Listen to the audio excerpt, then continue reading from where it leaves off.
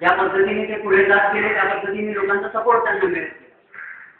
1683 ला त्यांनी पहिल्या तोरणा किल्ला घेतला आणि 1680 म्हणजे पुढे 34 वर्ष आपण धरूया महाराज या स्वराज्य स्थापनेमध्ये किंवा स्वराज्य सांभाळण्यामध्ये.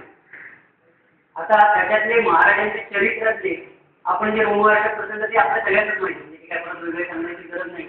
अफजल खानाचा वध ही त्याची सगळ्यात मोठी घटना, म्हणजे मग त्यांच्या पराक्रमाचा पीक म्हणता येतो. त्याच्यानंतर शाहिस्ते खानावर छापा आणि आग्र्याहून सुटका. याशिवाय मोठी घटना म्हणजे पुरंदरचा तह. त्याच्यात पराक्रम नव्हता परंतु त्यांची मुत्सद्दी केली.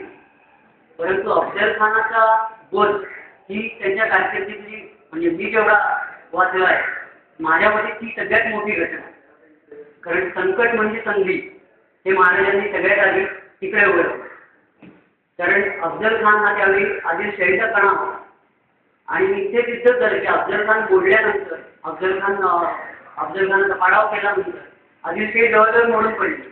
म्हणजे तुम्ही 1660 सिद्धी जव्हरचा वेळेतून बाहेर निघाले महाराज, त्यानंतर 1680 पर्यंत घेतलं तर अफजल